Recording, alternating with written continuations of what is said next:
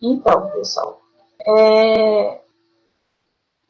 a gente tem um grupo no WhatsApp, né, que é um grupo de estudo mesmo, que a gente criou agora na pandemia, que se chama Ecologia Aquática. E a gente também fez um canal no YouTube para ver se a gente consegue deixar disponível depois esse vídeo, essas apresentações para quem não pode estar tendo acesso no dia, né? Então, o Matheus, ele é graduado em Ciências Biológicas pela PUC Minas em 2007 e é mestrando do Prof. Água, ele faz mestrado profissional em Gestão e Regulação de Recursos Hídricos, na UFES, e o Matheus trabalha há 12 anos como analista ambiental em limnologia, na MICRA, né, Matheus, me corrija se estiver errado, com ênfase em monitoramento da qualidade da água de rios e reservatórios, usinas hidrelétricas e pequenas centrais hidrelétricas. Eu vou deixar o Matheus fazer as honras dele agora, e aí ele pode apresentar um pouquinho melhor para vocês. Boa noite, pessoal. Primeiramente, agradecer a Tainá pelo convite. É muito bom estar participando e ver as pessoas em pleno domingo dedicando seu tempo à parte de limnologia.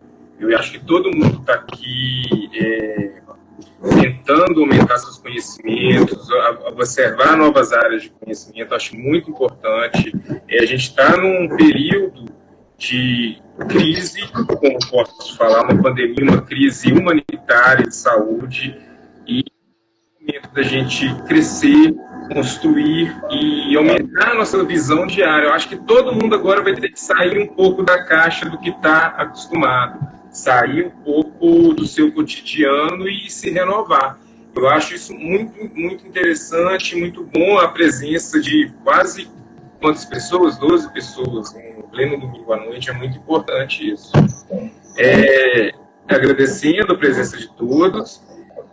Eu trabalho com 12 anos com programas, trabalho no laboratório de análise de água, que a gente trabalha com análise em si, tanto a parte físico-química, quanto a parte biológica, fitoplâncton, zooplâncton, zoobentos e cianobactérias. Tem a área de efluentes, parte industrial, outro setor, e eu fico só em usina hidrelétrica e monitoramento. Embora, quando você fala de água, não só água de rios e reservatórios, acaba que você trabalha com tudo, trabalha com efluentes, tratamentos, sistemas de tratamentos, isso é muito legal.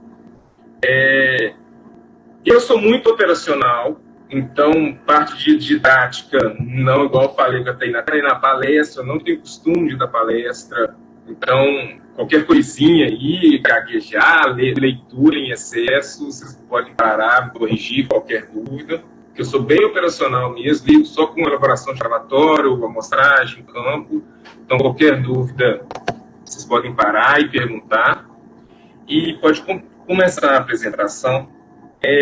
Primeiramente, eu quis até falar de limnologia, porque é uma área que eu trabalho há muito tempo, são estudos de águas continentais. E se a gente avaliar, eu até olhei um pouquinho o histórico, ele já, a vontade de conhecer a água, ela já é muito antiga, ela já vem desde Aristóteles, quando ele já tinha o interesse de saber a história dos animais, quais animais que tinham no rio, nos rios, lagos, e depois, no século XVII, com os primeiros microscópios, eles começaram a observar as comunidades que tinham, eles conseguiram ver que a água não era só aquela molécula, aquele líquido, que tinha uma comunidade ali envolvida. Mas os primeiros estudos mesmo começaram principalmente da parte física, igual no século XVII, principalmente na Suíça, que a gente pode falar que começaram os primeiros estudos voltados para a água, que era uma medição de temperatura de águas na Suíça, em 1779, com Saussure, e depois com Simone, em 1850, que ele também estava medindo alterações bruscas de temperaturas do lago. Importante a gente ver que os estudos de limnologia é uma pesquisa, é uma ciência bem recente, mas que a vontade de conhecer o sistema, as áreas úmidas, né, era muito grande. Né? Tanto que o padre Pietro Ângelo, ele foi um dos primeiros a desenvolver o disco de Secchi. Então, existem alguns lagos na Suíça que você tem quase 150 anos de medição de uma variável, por exemplo, que é o disco de Secchi, a medida de transparência da água. Então, isso é muito importante para o que a gente vem de história, o que está acontecendo, a evolução temporal de um lago. E o termo limnologia, ele é um termo um pouco recente. Primeiro veio Forbes, que descreveu um lago como um microcosmo, forma um pequeno mundo dentro de si mesmo, um microcosmos, no qual todas as formas elementares estão em ação e o jogo da vida ocorre em sua íntegra. Porém, numa escala tão reduzida que se torna facilmente compreensível para a mente humana. Então, ele já conseguiu ver aquela comunidade, mas ele não definiu. Veio logo depois, na mesma época, Forel. Forel, ele se baseou nos conhecimentos de Forbes e fez a primeira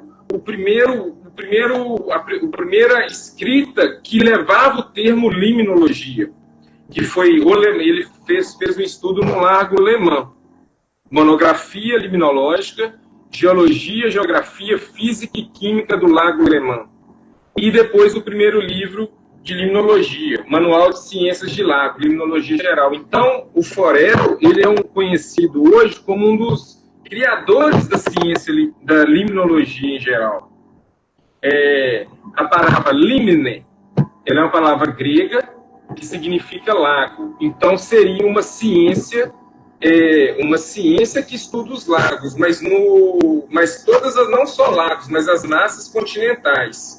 Então, isso foi definido em 1922, no primeiro Congresso Internacional de Limnologia.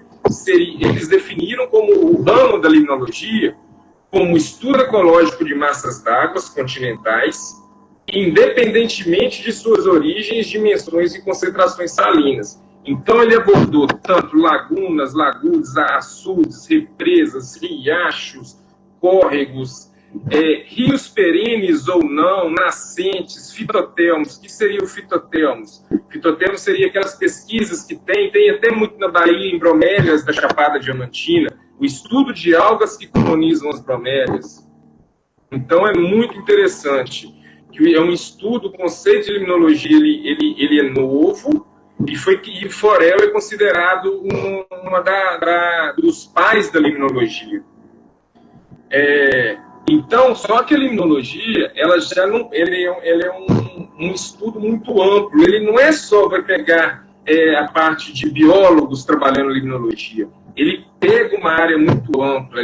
Hoje em dia, desde a geologia, estudo da bacia hidrográfica em si, a composição dos solos da bacia, a estrutura do rio, que ordem que é o rio, as estruturas geográficas de vegetação. Ele precisa de informações muito mais além das características Mateus, só um momentinho.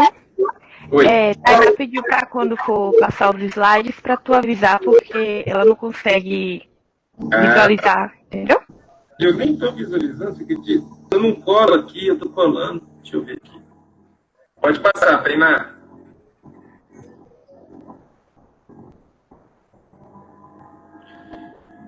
Pode passar. Então, a limnologia ela é uma compartimentalização de áreas, né, do conhecimento liminológico que levou à criação de diversas linhas de pesquisas na área. Hoje, quando você vai fazer um estudo de um lago, você não olha só a qualidade de água, a qualidade física de água. Você olha a morfometria do lago, profundidade, interfaces com sedimento, como é a bacia hidrográfica em si como um todo, ela está degradada, ela tem quais atividades econômicas e antropogênicas que tem na área.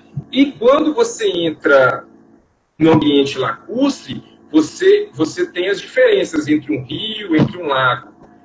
Você então começa a pesquisar as partes abióticas também, que seriam a luz, a penetração da luz, a estratificação térmica de temperatura, as características do sedimento, e também vai no viés biológico, quais comunidades que interagem, com a passagem, os níveis tróficos, as cadeias tróficas, a ciclagem de nutrientes dentro do ambiente aquático. Então, olha, os aspectos biológicos em diversas linhas de pesquisa. Então, pega bacterioplâncton, fitoplâncton, zooplâncton, bentos, nécto, macrófito aquáticos. Olha para você ver a quantidade de profissional envolvido num projeto de limnologia.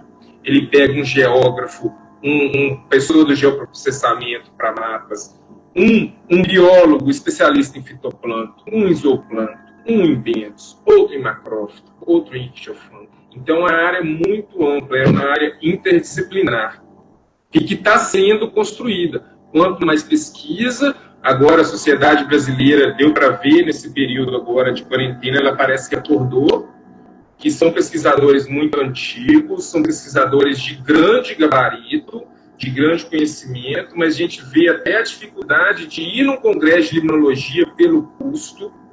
Parece que agora eles estão querendo trazer novos limnólogos, então parece que a forma era um ambiente bem fechado. Eu acho que isso está abrindo para novos pesquisadores, estão formando vários pesquisadores. Igual eu falei na última apresentação, adorei o curso da UESB, né? UESB, porque ele já está porque normalmente esses grupos você vai estudar na pós-graduação, você vai se especializar em uma dessas áreas. No máximo, se você estiver na graduação, você vai estar num laboratório e fazendo a pesquisa em um estágio. Aí não, vocês já estão tendo a oportunidade de vivenciar na prática tanto a pesquisa quanto a consultoria futura, que vocês vão ver o que eu vou apresentar no final dessa apresentação. Pode passar.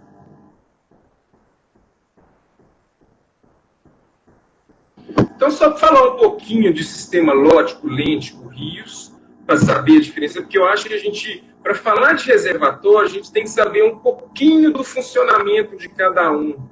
Por exemplo, rios como ecossistemas. Então, é um sistema permanente de movimento horizontal, ele tem um fluxo das correntes, fluxo unidirecional de águas.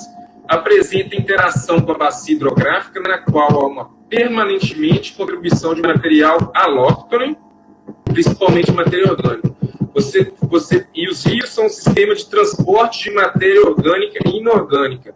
E essa MO, matéria orgânica transportada e complexada, desloca-se em espirais de nutrientes a jusante, como se fosse uma deriva. Porque o rio ele não é como um todo igual. Ele passa por transformações. Você tem as primeiras ordens de rio, onde a produção é maior que a respiração é maior que a produção de matéria. Você tem muito galho, muita matéria orgânica sendo levada para esse rio. Quando você já atinge as planícies de inundação, essa calha de rio recebe vários afluentes, você inunda, você pega, carreia muito material orgânico para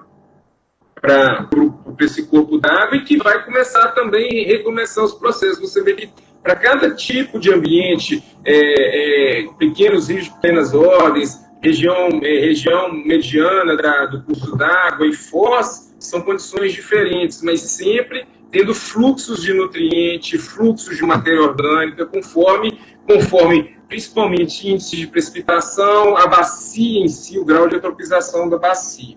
Vamos lá. Passar.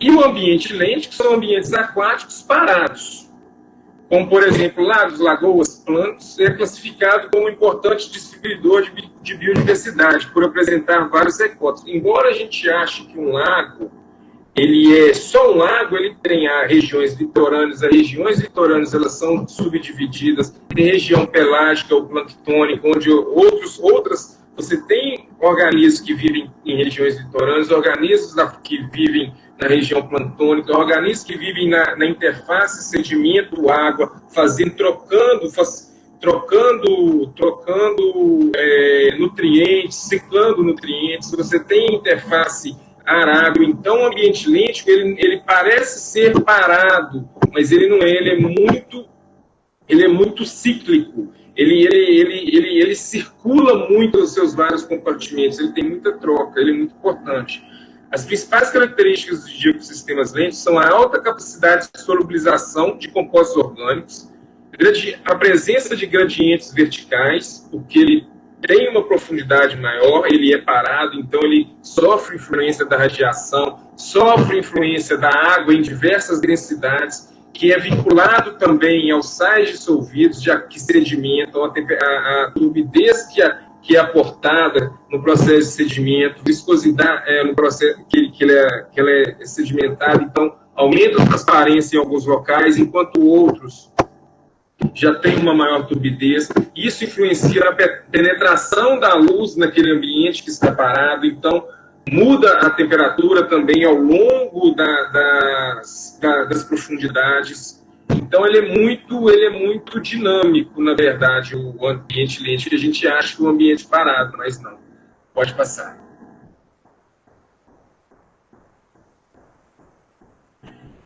Eu queria falar um pouquinho para a gente, um pouquinho da ecologia do ambiente lento, dos fatores abióticos. Por exemplo, o que acontece? Você é muito vinculado ao FEST, né, que é a parte de ventos, e também pela radiação solar e pela bacia, que é a carga de partículas suspensas que entram naquele ambiente. O que acontece? Você consegue definir ele como zonas fótica e zona afótica. O que seria a zona eufótica ou fótica que recebe? Seria a zona que você tem luz. Isso entra naquele primeiro caso que eu falei do Padre Pietro em 1865, quando ele já media a transparência de SEC em um disco redondo, um prato redondo, preto, e em preto e branco ele conseguia medir a temperatura. Por que a zona fótica é tão importante? É que ali você vai ter os organismos fotossintetizantes, que vão produzir a matéria orgânica, a matéria primária para toda a cadeia trófica. E você consegue medir essa zona fótica através do disco de SEC. Visualmente, para calcular a incidência de luz, você pega o disco de SEC, amarra numa corda e vê a área de desaparecimento e ressurgimento, que te dá um número. No Brasil, eles utilizaram o coeficiente 3. Porque, por exemplo, se eu tenho 1 metro de disco de SEC, então a 1 metro eu tenho 10% da radiação subaquática. E se eu multiplicar esse 1 metro por 3, seriam a 3 metros de profundidade, eu tenho a 1% de luz. Então, quer dizer, até 3 metros de profundidade desse lado, eu tenho condições para ter uma fauna aquática fotossintetizante. E outra coisa, está chegando feixe de luz. Está tendo produção ali, ainda estou tendo um gradiente de temperatura. Enquanto em águas muito turvas, dependendo a 30 centímetros, logo você tem a luz, ela já é dissipa, ela dispersa e não entra. Então você tem uma luz radiando na faixa muito, como não tem ela penetrando na massa d'água, eu tenho uma faixa muito pequena de quente, aquecida, e a outra fria. Você já não tem produção, você já lá abaixo você tem mais respiração, enquanto na zona fótica você tem mais produção. Pode passar.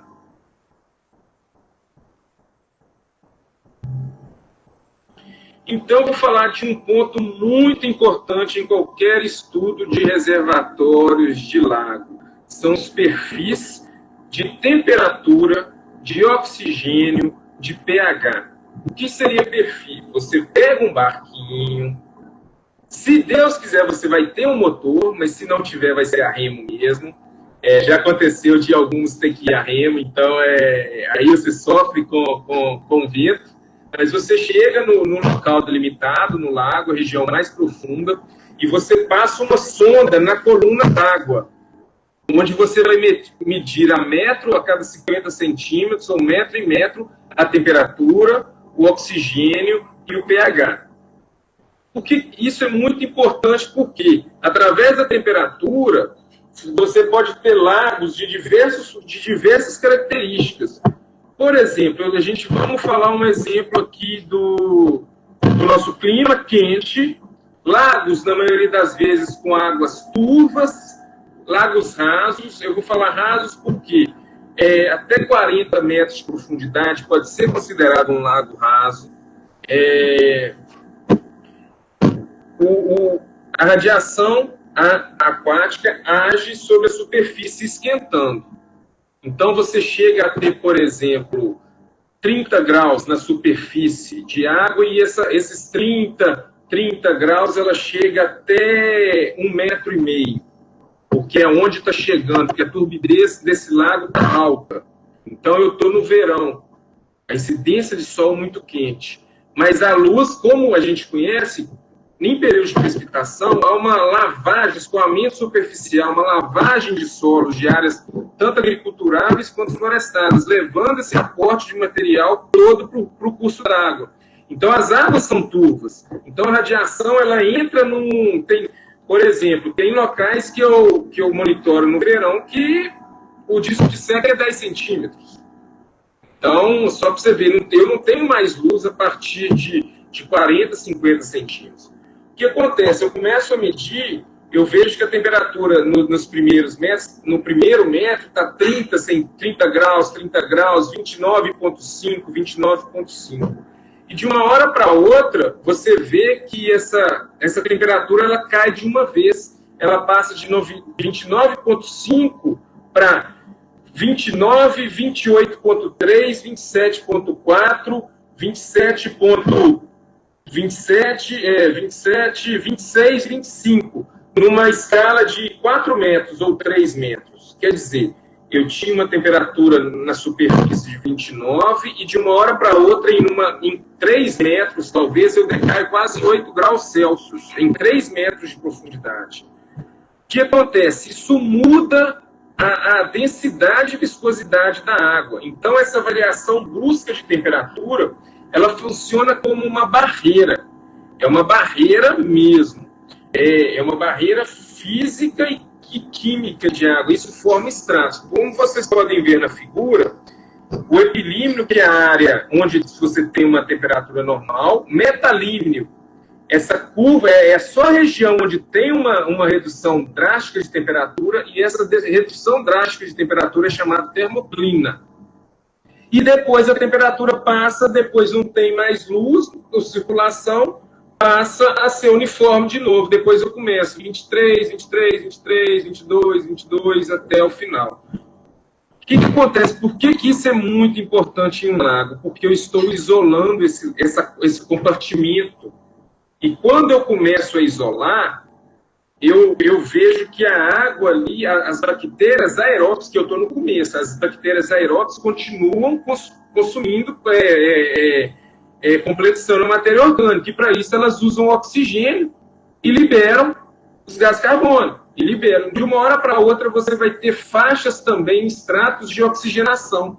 Existem alguns locais que você chega em cima muito bem oxigenado, enquanto abaixo o seu oxigênio chegou a 1, a 0, porque não tem troca entre esses compartimentos.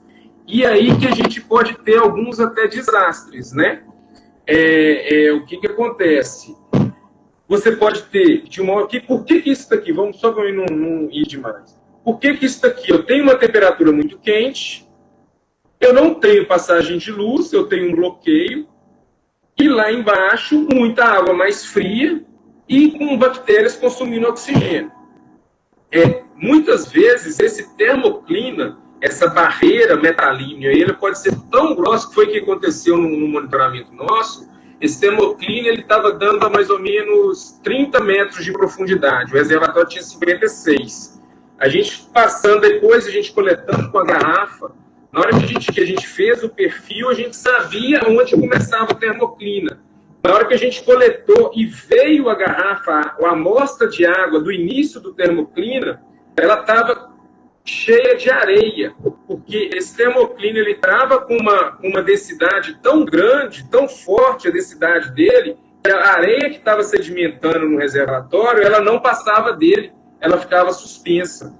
Enquanto, depois que coletamos, vimos essa areia, passamos, perfuramos com a garrafa de Van Dor, que é uma garrafa que a gente coleta água de profundidade, A água de baixo, do fundo, após o termoclina, estava água cristalina com 1,5 de oxigênio. A gente pode ter condições de anóxia, né, abaixo de 1% de oxigênio, e condições de hipóxia, que ainda você tem uma condição de oxigênio entre 1 e 3. O que acontece? Enquanto está assim, está ok. Está dando o reservatório, a maioria dos peixes, as comunidades estão na região, estão na região pelágica, estão no litorâneo, não está causando problema nenhum. Nós estamos no verão. Só o que acontece? Um belo dia, no frio, quando começa, sabe aquele abril, maio, quando dá aquela noite fria? O importante é aquela noite fria. Simplesmente um lago estava estratificado, quer dizer, com estratos, vem uma noite fria, terminando o verão, a temperatura da área da água superficial, ela esfria e se iguala à água do fundo que estava isolada e mistura. Então, de uma hora para outra, você tem um choque de densidade da água, um choque de substâncias, de partículas, de elementos dissolvidos, e um choque de oxigenação. A oxigenação está muito baixa. Então, o que acontece? Você pode criar eventos de mortandade de peixes. E de outras coisas. Talvez, por exemplo, em uma hidrelétrica, isso aconteceu, esse termoclina estava com águas mais frias abaixo e um esfriamento que teve na água de cima, um pouco, na hora que começou a desestratificar, essa água mais fria entrou na tomada d'água e foi a jusante. Tinha vários peixes de grande porte lá, um cardume, e não aguentou o choque térmico, porque a gente consegue sair de uma água do chuveiro quente com frio. Um peixe, 2 graus, pode levar à morte. Então, foi esse choque de temperatura que causou uma mortandade de peixes a jusante muito grande. Então, eu acho que é muito importante a gente falar que isso ocorre em lagos e ocorre em todos os lagos. Existem lagos que não ocorrem porque são lagos muito rasos, né? Então que eles circulam o dia inteiro. E tem lagos, principalmente aqui no hemisfério sul, ocorrem esses polimíticos, que eles têm esses dimíticos, que eles misturam em duas estações do ano. Pode passar. Desculpa falar tanto, tá, gente? Então, aí é um exemplo de anoxia, de perfil térmico. Esse é um estudo nosso que nós fizemos. Repare no mês, se você vê que aqui é outubro, janeiro, abril, junho, outubro. Janeiro, abril, junho, outubro. Você vê a diferença de temperatura nos meses de janeiro, e quanto mais profundo, mais quente. Dá para você ver a escala, enquanto no mês de julho, julho, outubro, você já vê uma camada azul quase que uniforme. E você vê também que ao longo do período teve períodos que as águas foram mais quentes que os outros períodos. A gente teve uma seca hídrica muito grande em 2009, temperaturas muito altas, que levou vários problemas em diversas bacias secas, que foi aqui a floração de cianobactérias, tanto em 2009 quanto em 2011, na bacia do Rio Doce aqui. Então, que a gente teve vários problemas. Então, você vê como que é importante o perfil vertical, uma análise temporal, não só daquele período, mas também ter um histórico de monitoramento. Vamos embora. Passar.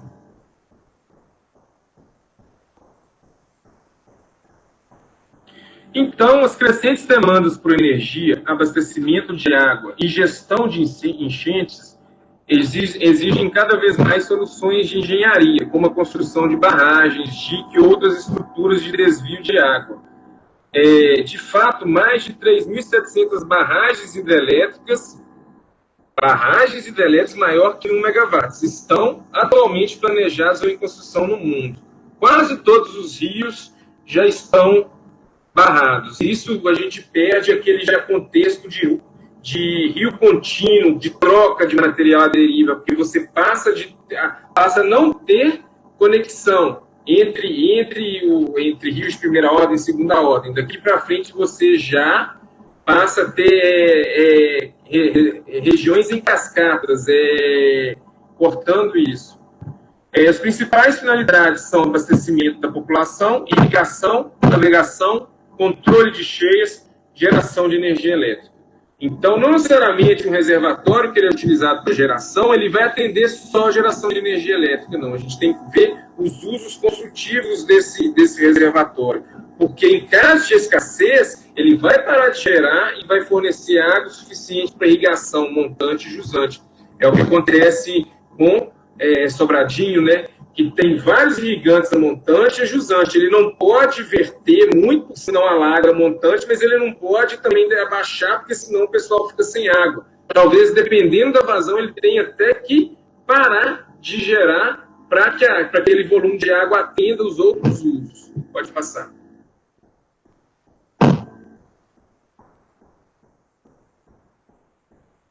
Então, esses sistemas artificiais apresentam um regime hidrodinâmico intermediário entre o sistema lótico-rios e os lênticos, que são lagos.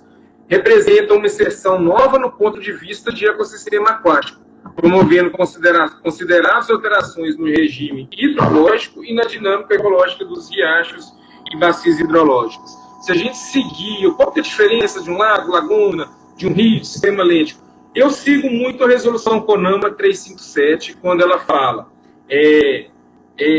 até 2 dias de tempo de detenção,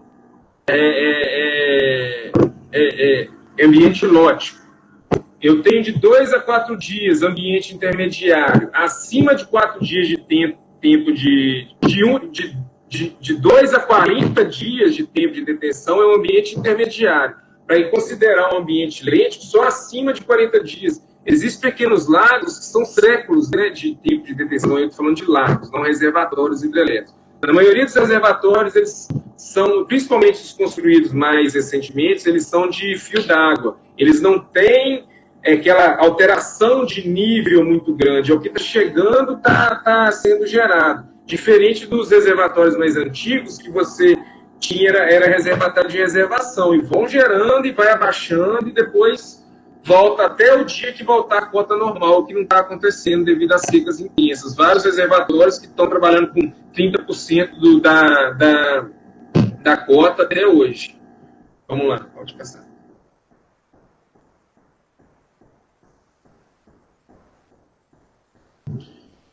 Regularização de vazões. Com barramento, o regime pluvial passa a ser controlado de acordo com as demandas de uso da água pelo homem, atenuando cheias e secas, a fim de tornar o rio e a maior disponibilidade hídrica regularizados. A regularização de vazões naturais é um procedimento que visa a melhor utilização dos recursos hídricos superficiais. Com a regularização das vazões por meio da construção de barragem, visa-se ainda atingir outros objetivos, destacando atendimento às necessidades de abastecimento humano, rural e irrigação, tanto a geração de energia, atenuação de cheias e combate às cheias, controle de estiagens, controle de sedimentos, recreação e também navegação. Isso é muito importante, eu viso como um ponto funcional de usinas hidrelétricas, que eu participo desse monitoramento.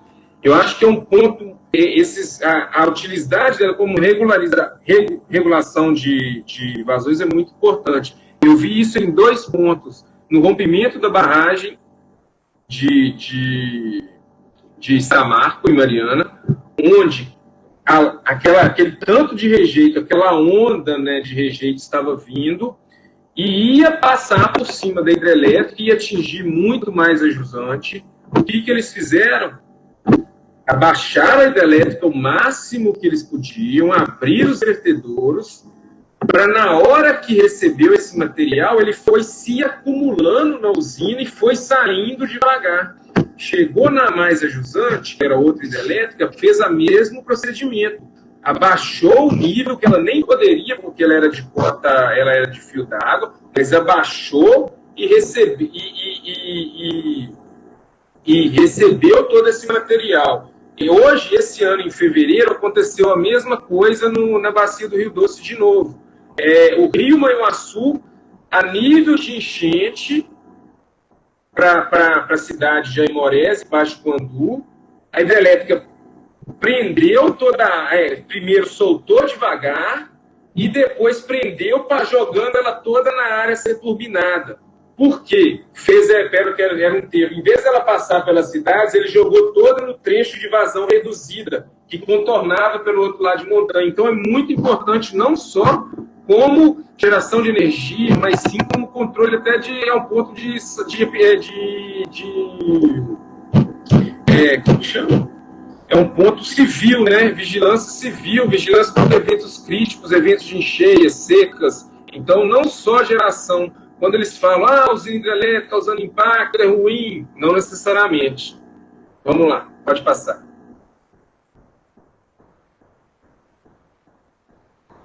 Então, as principais zonas, né, quando você faz um barramento, ela continua a zona fluvial, zona intermediária e zona lacustre, conforme as fotos. Ó. A zona fluvial, que ainda continua sendo o sistema lótico, trazendo toda aquela carga de material, nutrientes, toda a parte de séries sólidos vindo, partículas de areia, silt, argila, que chegam na área intermediária, é o quê? Está barrado. Então, ela começa a ter circulação ali nessa região. Ali é uma das regiões que você pode ter princípio de florações de cianobactérias, aumento da produtividade de zooplâncton, fitoplâncton. Então, aqui você tem uma circulação muito grande, porque além dele pegar os organismos que estão vindo à deriva da zona fluvial, da zona de rio, e recirculando, você tem a disponibilidade maior de nutrientes que vão favorecer, e um ambiente um pouco mais parado, que vão favorecer os ciclos de a passagem de energia entre as camadas tróficas. E já no ecossistema lacustre, você já tem uma água mais parada, essa água vai chegando, você começa a ter o processo de sedimentação. Várias algas passam pelo processo de sedimentação também, algumas tentam por adaptações, outras não conseguem, sedimentam. Nisso você tem também a complexação, por exemplo, em rios com muito ferro, o fósforo, que é oriundo do esgoto, complexa com íons de ferro e precipitam. Então você começa a ter também redução dos teores de nutricionais, tanto de micronutrientes como nutrientes que causam enriquecimento. Então são zonas muito importantes. Você vai ver que quando a gente falar do programa de limnologia em si, você tem que estar pensando tudo isso que eu falei: estratificação térmica, anoxia no fundo, zonação de reservatório, principais tributários, regulação de vazão. Pode passar. Então, os pontos estratégicos de um reservatório são a posição na bacia, onde ele está, se é uma bacia muito dendrítica, se é uma bacia com poucos rios, se é seca, se é chuva, a vazão que está nessa bacia, o tempo de detenção que vai chegar nesse reservatório. Tem reservatórios aqui que é um dia, a água chega e passa. Tem reservatórios de até 150 dias, 300 dias, um ano, dependendo do tamanho das turbinas, do tamanho do reservatório. Se ele é raso, profundo, a morfometria da bacia e a própria composição química da água naquela região. Então, quando você vai fazer um estudo de impacto ambiental, você não olha só os resultados que você vai coletar. Você vai fazer todo um estudo antes de dados secundários, pesquisas, órgãos ambientais, o que acontece naquela bacia, para ver o que eu posso fazer. É o estudo de viabilidade ambiental, onde vem um cenário já descrito anteriormente e o cenário atual. Pode passar.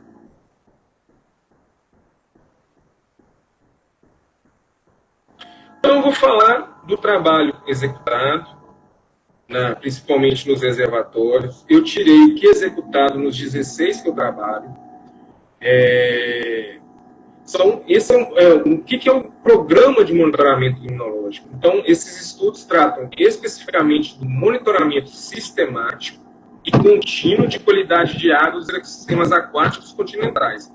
Inclui rios, lagos e abrange tecnicamente a coleta periódica associada à análise dos dados e informações de qualidade de água.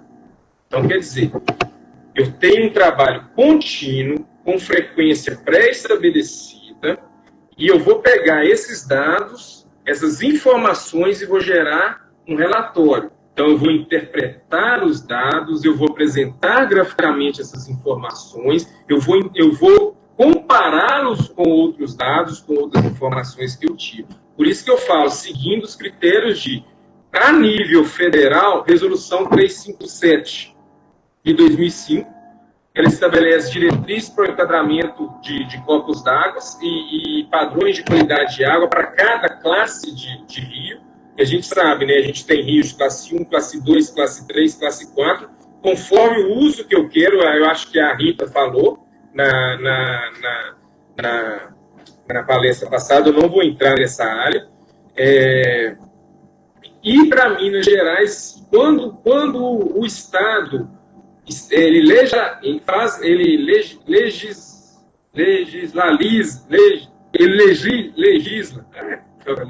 sobre essa, igual em Minas Gerais, nosso caso, a gente usa a 001 de resolução Copan-Ser 001 de 2008, que é quase idêntica a 357, mas ela fala, quando você tem uma resolução estadual, ela pode ser mais restritiva.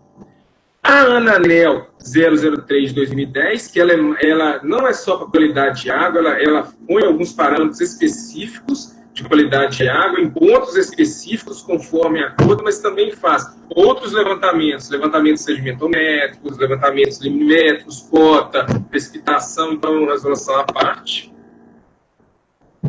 E no processo de licenciamento, eu te falei, se faz o plano de controle ambiental a ser implantado e a ser executado após, e são definidos os critérios de execução. A rede amostral vai ser determinada, não necessariamente no estudo prévio, você já foi lá e monitorou. Não, eu acho que precisa monitorar mais, eu acho que precisa, vimos, observamos esses problemas, temos que inserir novos parâmetros.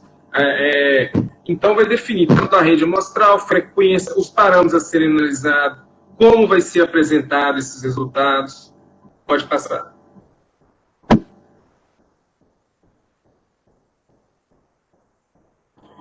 Então, esse são o monitoramento imunológico. Então, ele tem como objetivo avaliar a qualidade das águas do reservatório e da área do entorno do empreendimento, em termos físico-químicos, a físico-química toda, de grande parte de química.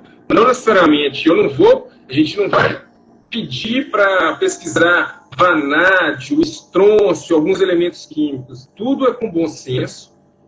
Cada região você tem um histórico de ocorrências, igual a nossa aqui. Tem muito cobre, tem muito níquel, por causa da mineração, por causa também que aqui por exemplo, a área que eu trabalho, a colonização é secular, as atividades são seculares, desde a época do ouro, da cana, é muito antigo, então os usos antrópicos são muito antigos. Então você tem muito chumbo, muito cromo. Isso daí, então, você conhece a bacia antes, então você consegue propor um plano. Então, os planos aqui, eles já foram definidos com as características específicas para a bacia.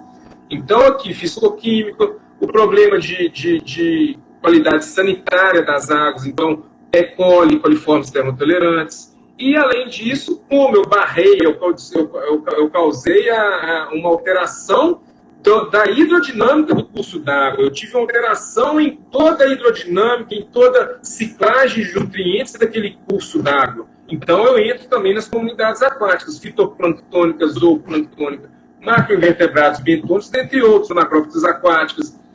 Acaba que o programa ele tem uma interface que, muitas vezes, ele quer que você identifique dípteros de interesse sanitário, se está ocorrendo dípteros. Então, vem a análise. Eles vão colocando programas que vieram do plano ambiental e depois eles muitas vezes anexam. Vocês já estão fazendo? Faz isso. Então, uma lacofauna exótica, uma lacofauna de planorbidos, em alguns programas tem esse monitoramento também, para você ver se tem a presença de esquistossomose. Outros têm, se tem a presença de moluscos exóticos, corbícola, mexilhão dourado, melanoides tuberculados, se tem ocorrência, como que está a distribuição disso no reservatório. É problema para geração? Eu fiz agora um trabalho há 2 semanas atrás e nós achamos o mexilhão dourado. Nunca tinha ocorrido na região e é um problema para se fazer um plano de gerenciamento da bacia inteira, porque o mexilhão dourado a gente não consegue, é um molusco, que ele é asiático, só para falar, ele é asiático, e ele começa a ele tem uma reprodução muito rápida e ele por isso ele consegue se agrupar, se agregar em estruturas, em substrato duro. E nisso vai formando colônias que podem chegar a 150 mil por metro quadrado. Isso daí entra dentro de uma turbina, ou entra de um trocador de calor e entope e acaba a geração. E igual, por exemplo, se você se você tem uma criação de tilápia tanque-rede, ele vai tampar todo o seu tanque-rede. Então, e acaba com toda a comunidade línica, né, bentos, fito, porque ela funciona, ele está competindo diretamente, é uma espécie que veio da Ásia, começou pela bacia do Plata, no Uruguai, veio subindo para o Rio Paraná, e já acharam agora do São Francisco. Então, já é um problema aí que já está subindo, vai chegar lá no Nordeste, chegou no Nordeste. Entendeu? É um problema muito sério, começou lá na bacia. Então, o programa de monitoramento, ele só não leva só a parte ecológica, qualidade, mas ele dá subsídios para o gerenciamento das águas. E essas informações que estão sendo geradas, poderia estar auxiliando muito mais no contexto de órgãos, nos contextos de órgãos, no gerenciamento mesmo da ANA de recursos hídricos, e hoje não é utilizado. É utilizado simplesmente como condicionante ambiental e gestão ambiental da empresa. E em casos fortuitos, igual rompimento da barragem que teve, mexilhão, aí o órgão ambiental fica doido, outros órgãos ficam doidos, precisam de informações. Aí a gente teve que passar todas as informações do Ministério Público. Eu falei, por que isso já não está lá? Por isso que eu estou tendo o meu projeto de pesquisa, por isso que essa apresentação já foi para esse lado. Então, o objetivo é acompanhar as variações sazonais naturais dos principais constituintes físicos, químicos e biológicos nessas áreas, como que está ao longo do ano, ao longo dos anos. Então, esse monitoramento depois você faz um papoeira, que é o fechamento de 10 anos, a cada 5 anos, faz o que aconteceu ao longo desses anos, como era antes, durante o enchimento e agora, e avaliar as transformações decorrentes das ações de operação da hidrelétrica sobre a qualidade da água e seus aspectos imunológicos sanitários. O que está acontecendo? A hidrelétrica está causando algum efeito negativo? Na maioria das vezes, não. Para vincular a qualidade de água, não. Pode passar.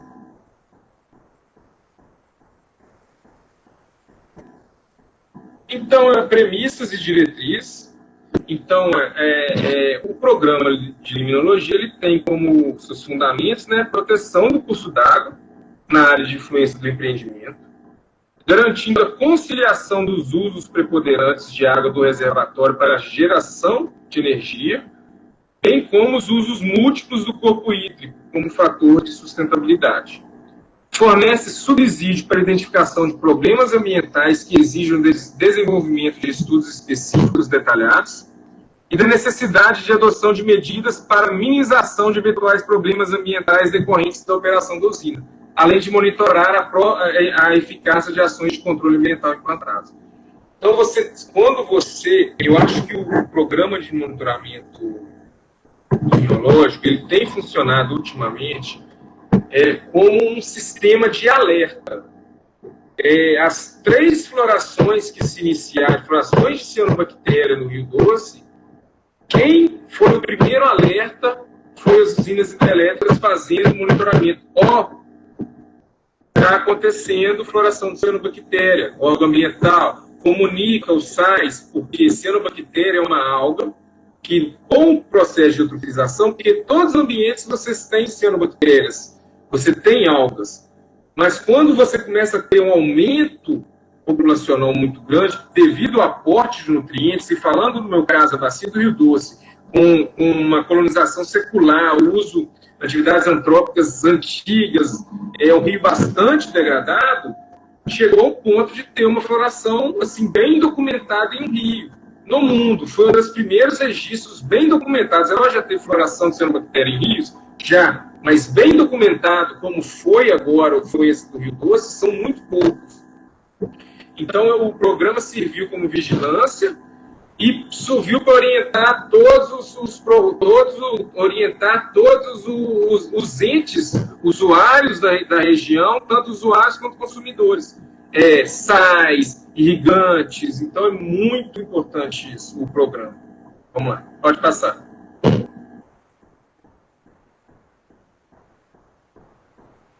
Então, são realizadas coletas com frequências pré-estabelecidas no plano de controle, pode ser trimestral, pode ser semestral ou anual, sempre contemplando, pelo menos a maioria dos que eu trabalho é trimestral, só 2 dos 16 são semestral, isso veio do órgão ambiental. Simplesmente, principalmente, tem que avaliar as 4 estações do ano ou seca e chuva, quando é semestral. Eu nunca vi nenhum anual. Dependendo, pode ter de algum empreendimento muito pequeno, que seja só uma unidade de geração, mas a maioria dos empreendimentos são trimestrais. A rede amostral definida deve contemplar no mundo pontos a montante, área de transição e reservatório. Então, na área de transição e reservatório, você deve incluir as águas profundas, jusante e tributários, quando houver. E o estabelecimento do número de pontos em cada uma dessas regiões vai depender do número do tamanho do reservatório que vai ser implantado.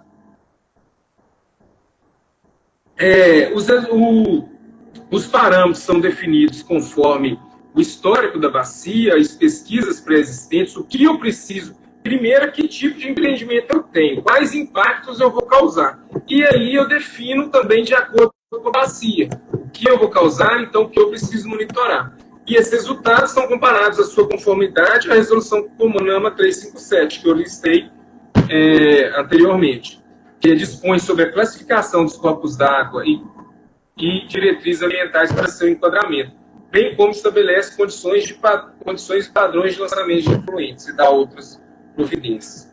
Já as comunidades aquáticas já são avaliadas conforme os seus índices ecológicos, riqueza, densidade, abundância.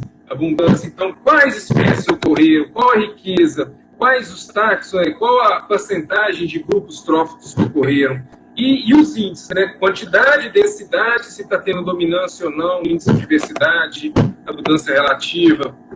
Pode passar.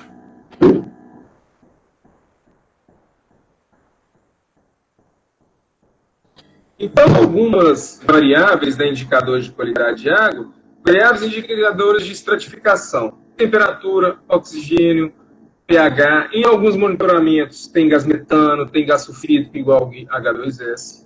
Isso aí eu estou falando uns mínimos, né, necessários para ter um programa de monitoramento.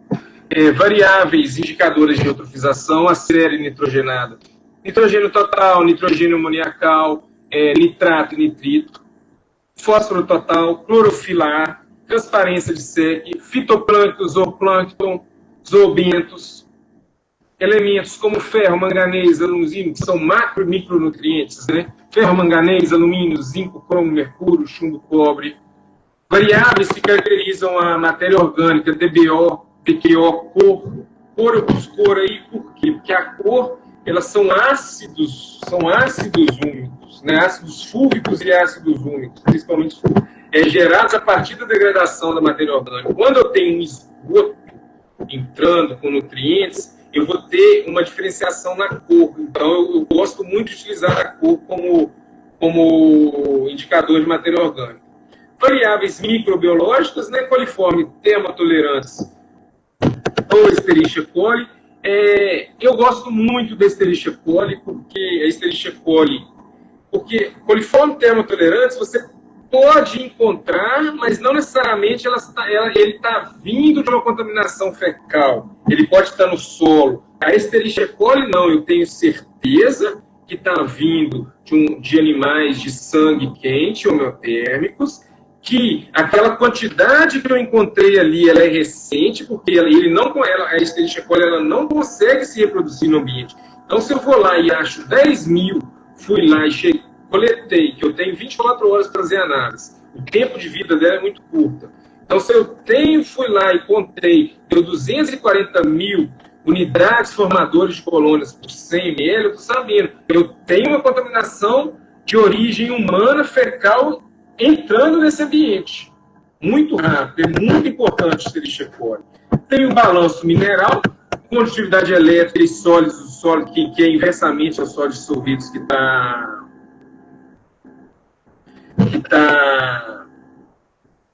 Peraí que eu li um negócio aqui. quantidade que está...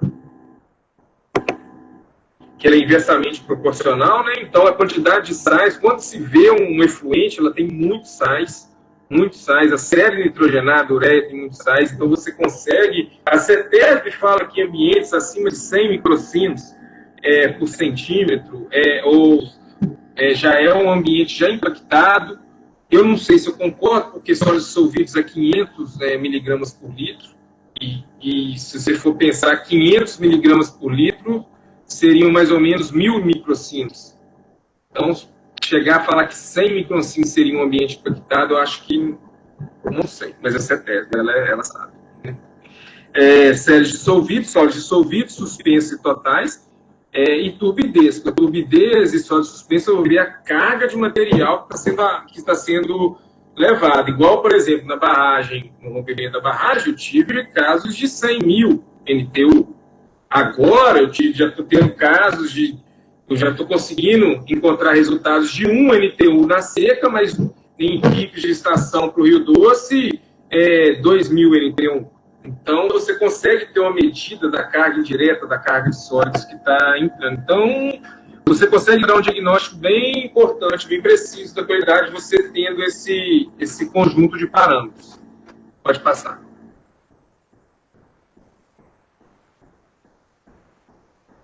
Aí, como que a gente interpreta no relatório? Simples. Faz uma tabela, compara com o padrão. Aí, ó, para você dizer, a tabela, quais são os parâmetros? À esquerda. Quais são os valores determinados pela resolução? Atende ou não atende. Eu, quando dá não conforme, eu vou lá e tico de vermelho. Não conforme. Explico porque talvez não é fator antrópico, talvez é fator da bacia. Por exemplo, eu posso ter águas claras, águas turvas, depende da bacia. Rio Negro, Solimões. Rio Doce nunca teve água clara, sempre teve problema de turbidez, teve problema de ferro, manganês na região. Então, eu não posso falar que é uma contaminação. Deu um resultado não conforme, mas não necessariamente é um problema do empreendimento ou é um problema do curso d'água. É a bacia, já é assim, já é histórico. Então, por isso de interpretação, que quando você pega um laudo e só vê, se vê lá um técnico do órgão ambiental que passou no concurso, que nunca trabalhou com água. Talvez isso acontece. Está não conforme. Mas peraí, por isso do relatório, uma interpretação. E também passa graficamente os resultados, vão com o centro de processamento de dados, que gera uma informação ilustrativa, um gráfico, com a comparação. Aí a gente vê fósforo total, que se você vê na tabela, existem dois VMPs, o VMP de 1 e o VMP de 5. Por quê? Eu tenho ambientes lóticos e tenho o ambiente de intermediário, que não é um reservatório, mas não é lêntico, ele é intermediário, ele tem menos de 40 dias de tempo de detenção. Ferro dissolvido. Mudou. É isso. Então, assim, a interpretação faz uma comparação à norma geral, o que deu não conforme, por que deu não conforme, isso é algum problema ou não, é usual, é comum, já está bem escrito na série histórica de monitoramento.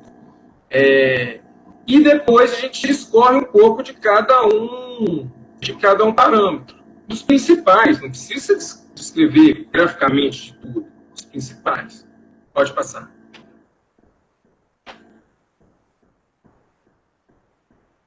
Aí é outro exemplo que se faz no programa de monitoramento,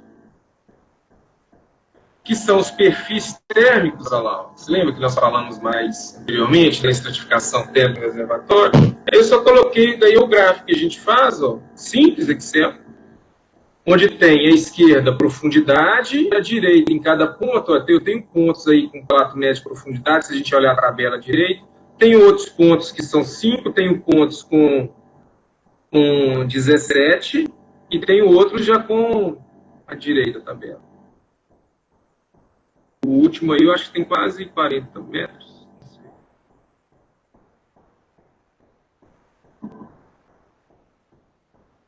E aí a temperatura.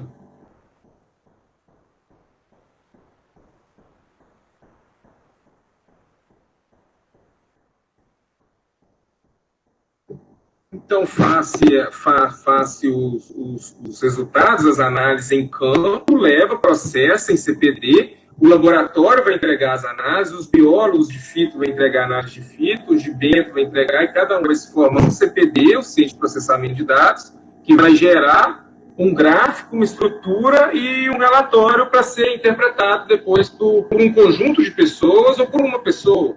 Depende, o liminólogo ele pode atuar em várias frentes de interpretação, ele não consegue fazer análise, mas ele consegue interpretar os cenários. Então é importante. Bom, pode passar?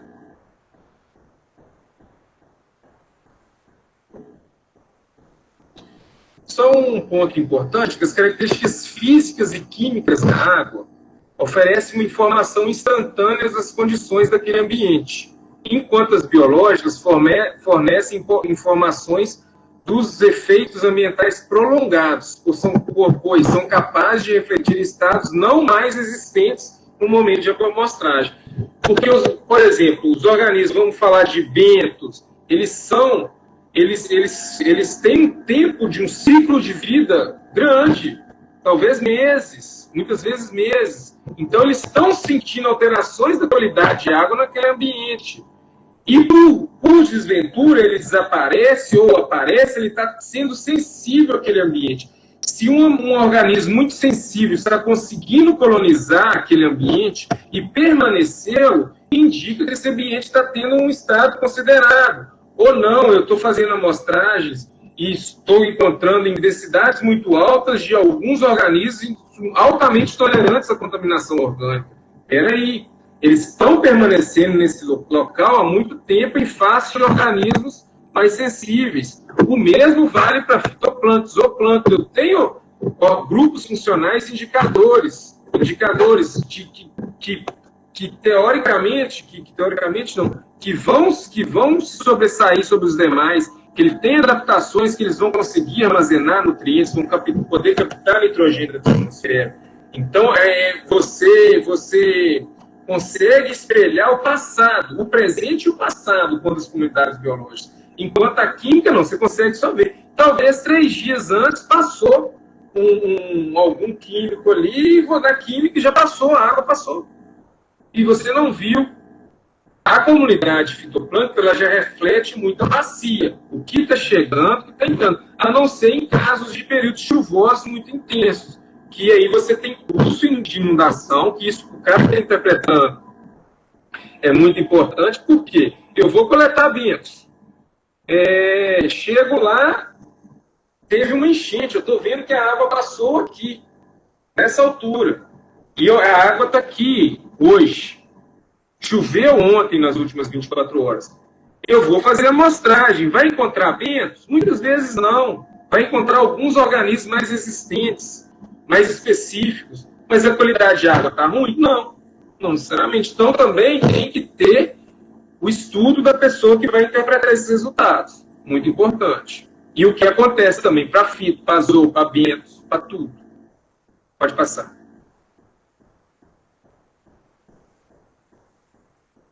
Então, em relação aos índices, depois da interpretação dos parâmetros, aí depende de se você quiser ir primeiro ou antes no seu relatório. O interessante é você seguir os padrões de relatórios. Aqui em Minas, é muito importante, vocês depois entram no site, no portal Infohidro do IGAM.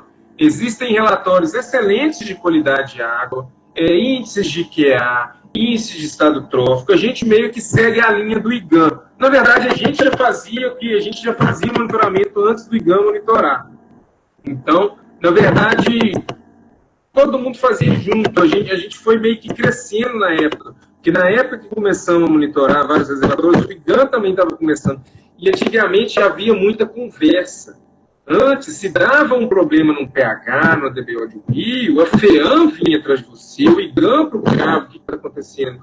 Hoje, ninguém nem sabe o que está lendo mal a conclusão de um relatório, infelizmente. É assim. Por isso que a conclusão tem que ser muito bem escrita, né?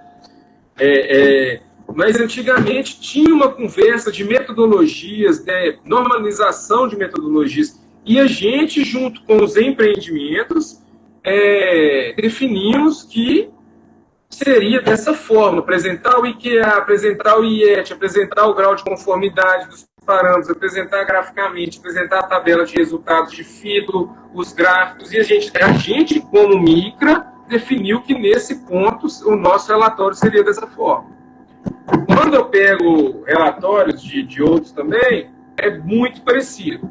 Tem algumas diferenças, mas segue essa linha de índice de cálculo de QA, estado trófico, comparação, ilustração gráfica. Então é muito legal. Então, utilizamos o índice de qualidade de água. A CETESB tem o seu, que existem planilhas. Depois você só procurar aí no próprio Google IQA CETESB. Você vai ter a planilha. O IGAN, como eu estou no estado de Minas Gerais, o IGAN usa uma fundação internacional de saúde. Então, ela usa outro IQA. Na verdade, é o mesmo índice com ponderações diferentes para cada parâmetro.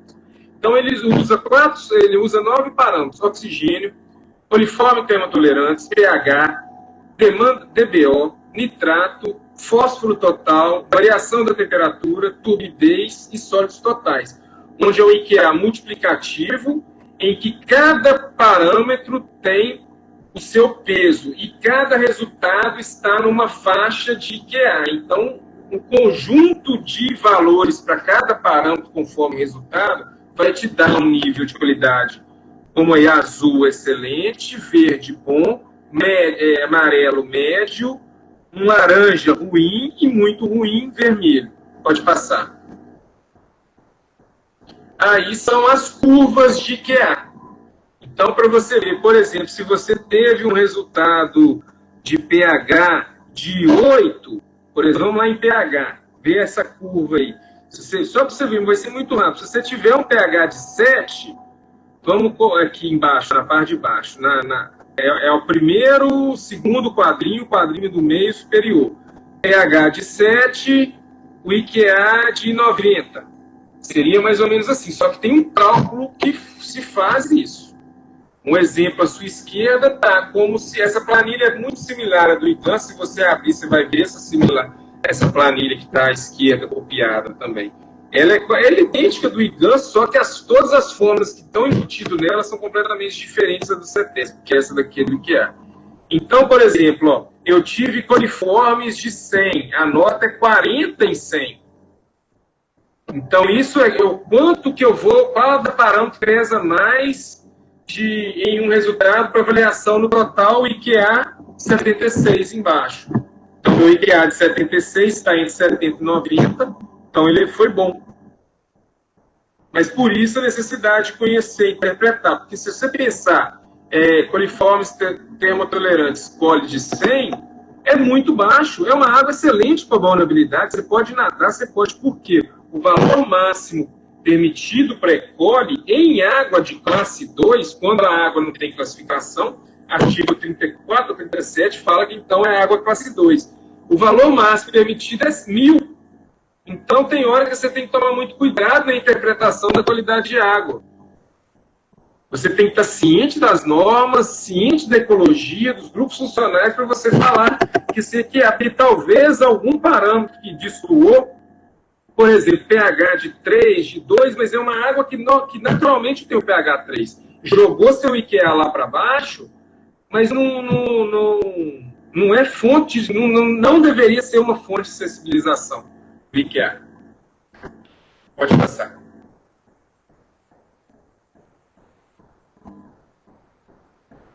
Outro cálculo que a gente usa é o índice de estado trófico, o IET, em que ele vai com base nos resultados de clorofila e fósforo e transparência. Só que transparência, na maioria das vezes, não está sendo utilizado para reservatórios brasileiros, porque se a gente utilizar transparência, sempre vai ser ruim, porque a gente tem uma carga de sólidos no período chuvoso muito grande entrando nos ambientes. Então, eles conseguiram fazer em vez de que em clima temperado eles usam transparência, aqui para o Brasil a gente não usa transparência. Pelo menos a gente não está usando, e está vendo outros pesquisadores não usar a transparência para o índice de estado trófico.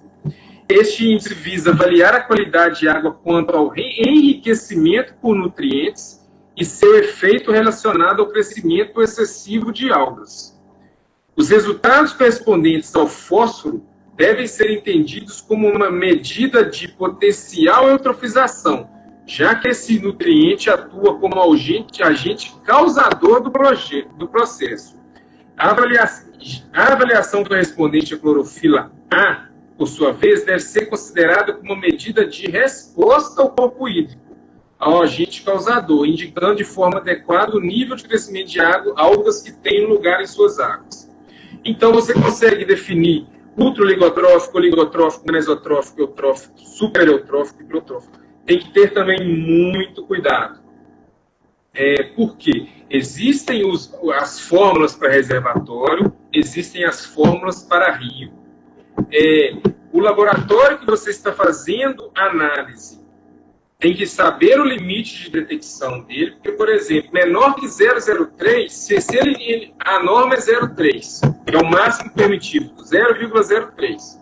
Aí você faz o estudo, manda para um laboratório que o limite de quantificação é menor que 0,03. Na hora que você colocar no seu resultado, menor que 0,03, seu resultado nunca será oligotrófico, você sempre vai ser mesotrófico. Então tem que tomar muito cuidado com o limite de detecção do laboratório. O que mesmo vale para a clorofila, que vários limites de detecção são menor que 0,75. Então, mas eu gosto muito desse índice, principalmente no período seco. No período chuvoso, os índices de clorofila decaem, o fósforo aumenta, muitas vezes não dá o comportamento que você queria. Mas, visualmente, quando você vê macrófagas aquáticas, aí visualização, observação visual, você consegue definir problemas no ambiente. Pode passar.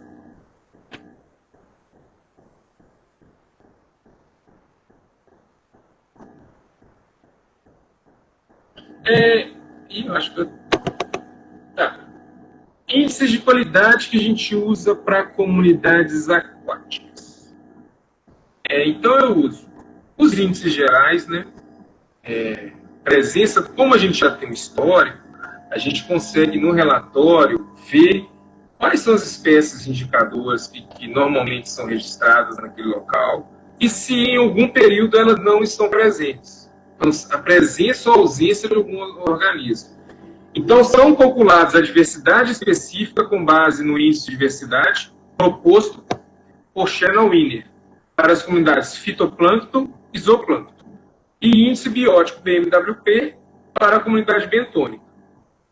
A identificação de organismos zooplânctônicos e fitoplânctons que pudessem ser, também a gente procurou também a identificação de organismos zooplânctônicos e fitoplânctons que pudessem servir de indicadores de alterações ambientais. Então, a relação fitoplânctons são utilizados aí, porque são utilizados para identificar os principais bioindicadores à base de grupos funcionais, Reynolds 2002 e Petzak 2009. Enquanto o zooplâncton, eu já uso o índice saprobiótico, proposto por Francis Lacidec. Então, ele tem índices de sapróbio, alfa-mesosapróbio, ambientes com muita matéria orgânica, pouca matéria orgânica, ambientes oligotróficos. Ele define uma listagem de espécies, cada espécie com uma condição, com uma predileção a certo tipo de condição, a certo tipo de ambiental. Do mesmo jeito, os grupos funcionais. Esse organismo, ele tem, por exemplo, a gente ir para Trachylomonas, que é uma glenófila, adora ambientes com matéria orgânica e com ferro, são indicadores de precipitação de ferro no ecossistema. Por exemplo, outros, Fragilária, que gosta de ambientes mais alcalinos. Então, ele dá uma indicação se você está tendo ou desaparecendo conforme o seu resultado daquela campanha. Então, a gente sempre tem que estar olhando, tem que estar no pé no presente, olhando o passado. Pode passar.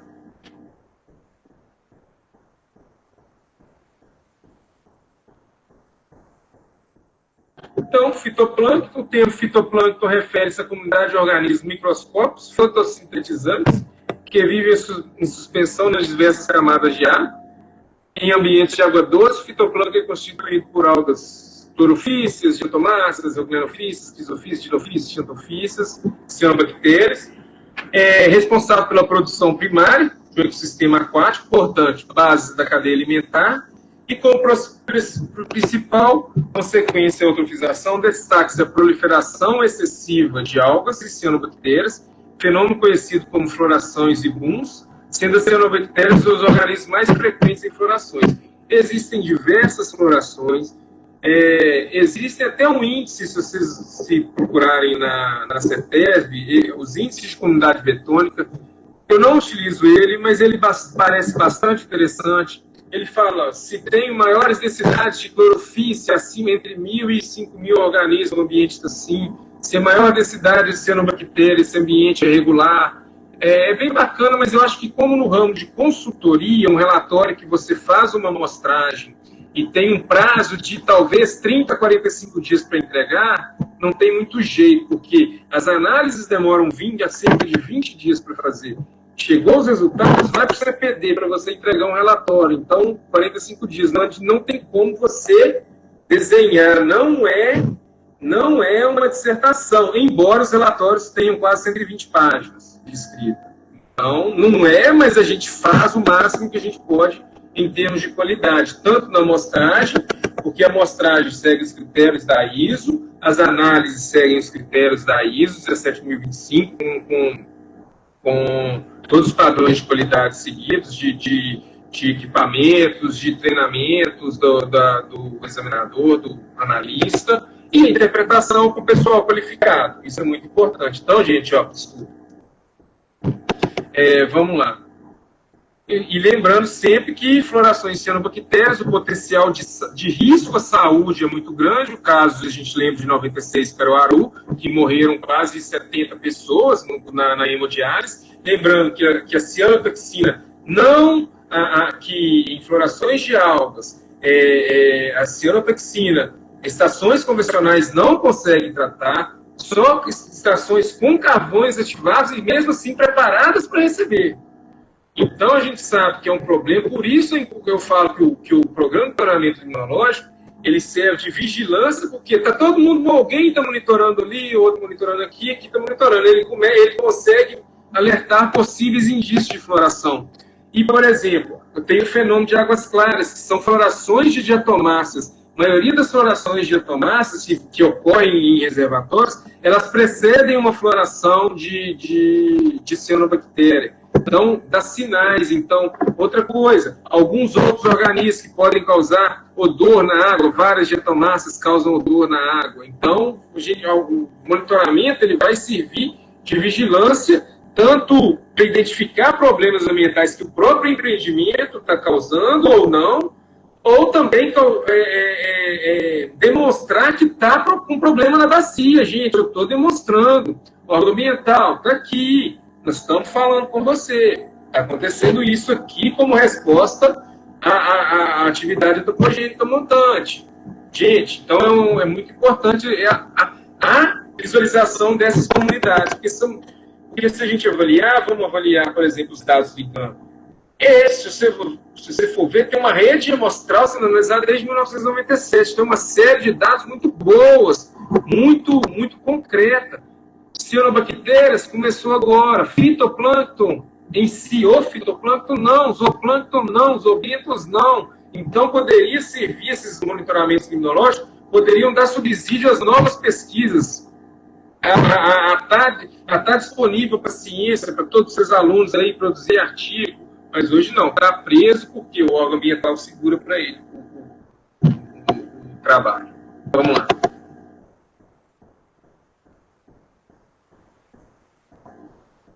Então, é simples, cada ponto, uma análise. Aí eu tirei só a planilha rápido do CPD. Os principais grupos, cloroalgas verdes, diatomáceas, cianobactérias, criptoflagelados e eugleenoflagelados.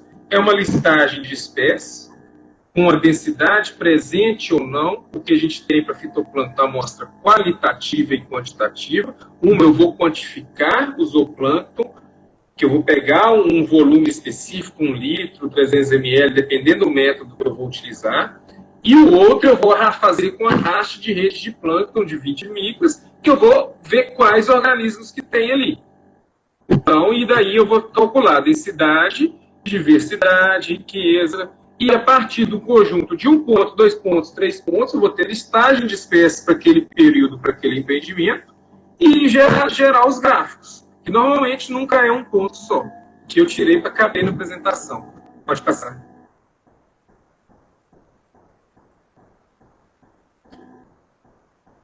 Comunidades aquáticas, zooplâncton, são importantes consumidores do fitoplâncton, é um elo fundamental da cadeia trófica e ciclagem de nutrientes e fluxo de energia.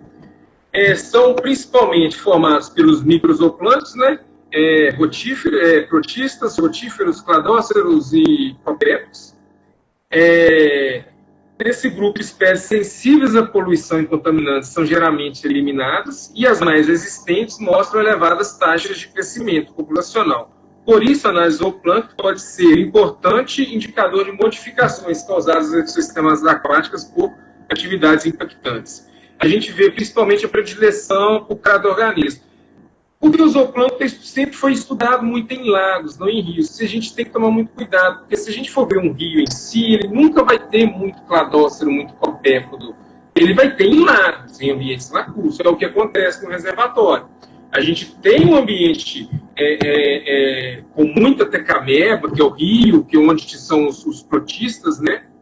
Os protistas tegamebas adoram, é uma frequência, mas a gente começa a ver os protistas cilióforos, que já são alguns organismos sésseis, detritívoros, consumidores de matéria orgânica em uma população bem excedida, abundante, você começa a ver os problemas. Aí, dentre os grupos de zooplâncton, eu tenho tritiocerca, eu tenho, dependendo de qual que eu tenho, Testudiniella, que alguns são bons indicadores, enquanto eu tenho muito Betilodeia, eu tenho muito Brationos, aí eu começo eu já estou tendo um ambiente já com indicativos de um ambiente com maior saprobidade, maior teor de matéria orgânica, maior toxização.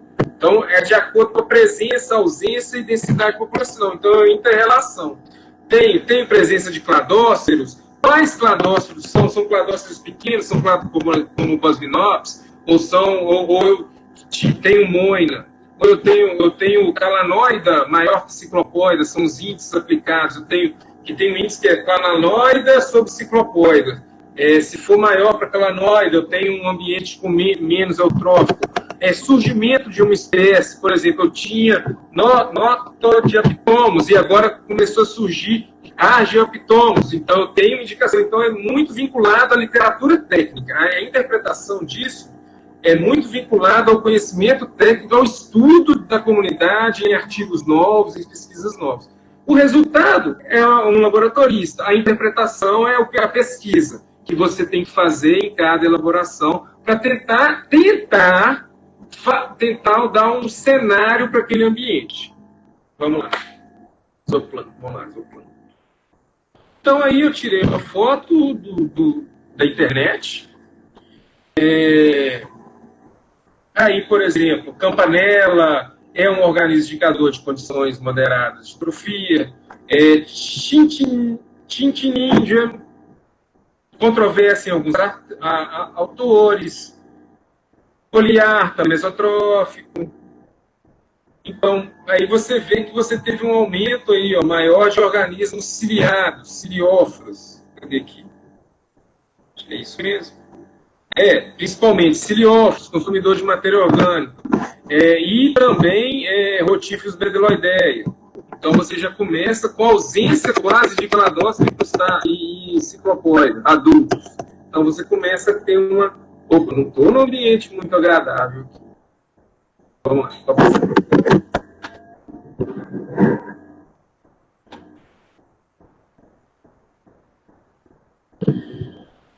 Bentos. Quando comecei com isso, eu trabalhava com bentos cavernícolas.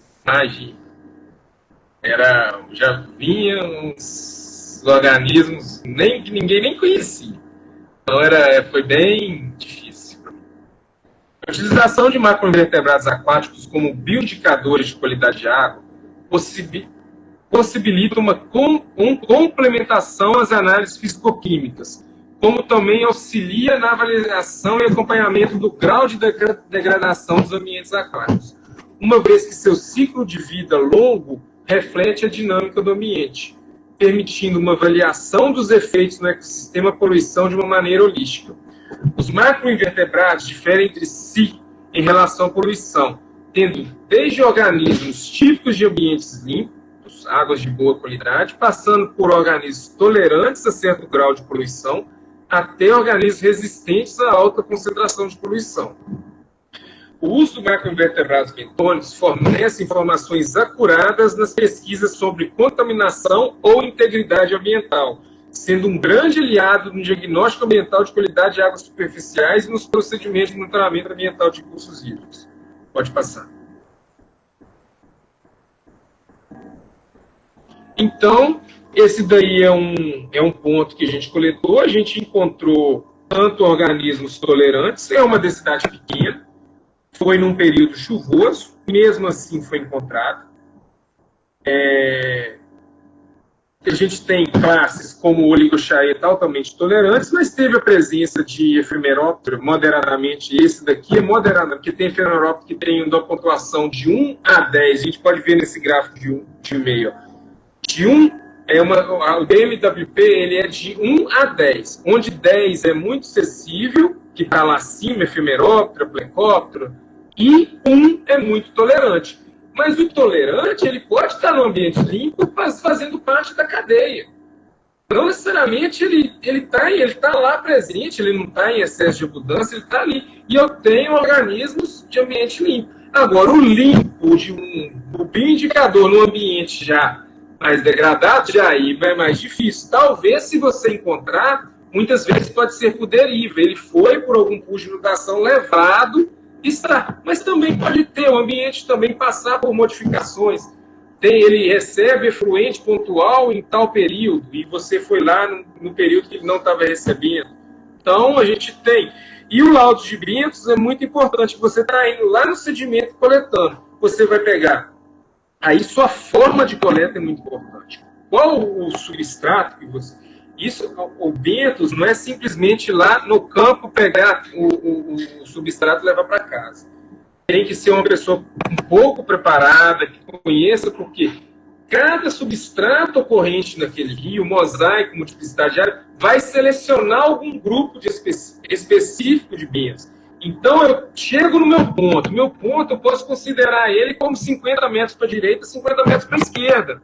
Eu tenho que olhar ali qual a melhor condição do habitat para estabelecimento da comunidade bentônica. Dependendo do local que eu vim, eu estou aqui, desmoronou o barranco. Aí eu vou ter o quê? Só areia, não vai ter um substrato passivo, mas logo ali abaixo, olha, tem um cascalho aqui a 30 metros, a 20 metros de mim, com mato, com substrato, com pedra, pedregulho, folhedo. Aqui, peraí, eu vou coletar aqui nesse, um pouquinho nesse pedaço, porque o bento ele não é só eles são réplicas, o bento se trabalha com réplicas. Então eu vou coletar uma réplica desse daqui, que é também um modelo que está degradado, mas também vou coletar nesse outro tipo nesse microcosmos que eu encontrei nesse local. E o conjunto de resultados, eu acho que, pelo menos na minha visão, é um reservatório que a gente vê vários pontos definidos dentro do reservatório. Eu tenho principalmente uma variação fluvial, uma variação de nível. Foi uma área que foi submersa. Então ali eu não tenho substrato passível de colonização de muito bento. Mas eu coleto aqui, aí eu vou no outro ponto, da outra margem, coleto lá e vou encontrando aleatoriamente diversos indicadores. Então, para mim, eu considero como um ponto importante de avaliar de uma forma geral. Pode passar. Então, finalizando, os impactos dos reservatórios sobre os ecossistemas fluviais, especialmente são considerados as maiores ameaças globais para a diversidade biológica de rios e planícies de inundação, perda de espécies nativas de peixes de rios, barreiras de migração de peixe, degradação da qualidade da água, mas muitas vezes acontece a melhora da qualidade sanitária da água. Eu vejo isso muito, águas chegando numa condição e sendo vertidas numa condição muito melhor. Acúmulo de elementos tóxicos e nutrientes no sedimento, com certeza, todo o processo de ciclagem, de mistura, vai para o fundo e pode retornar dependendo de alguma condição. Redução das vazões a jusante e aumento de suas variações, porque vai ser, dependendo, vai ser uma regra operativa de acordo com o regime da hidrelétrica. Estratificação e desertificação térmica, isso é um ponto negativo. Você tem formação de estratos térmicos, né? Era um ambiente corrente, virou um ambiente com estratos, causando anoxia do fundo, então isso pode gerar problemas. Redução da temperatura e do material em suspensão nas vazões liberadas. O que acontece? É um problema muito grande em lugares como reservatório em cascata, é a quantidade de sedimento sendo depositado na fossa.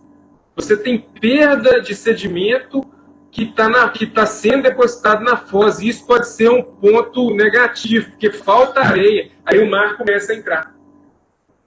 O mar começa a dar para gerar problemas com umidades ribeirinhas. Pode passar.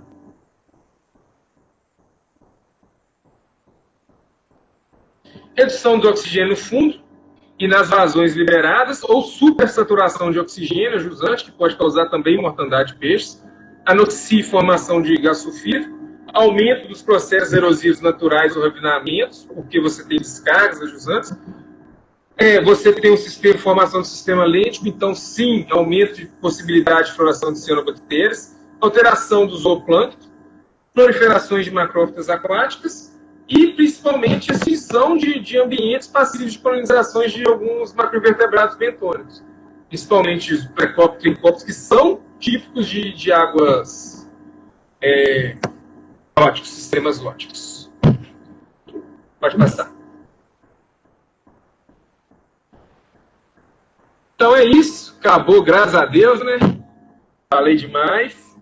E quero agradecer todo mundo por estarem presentes aí e agradecer o convite da Tainá.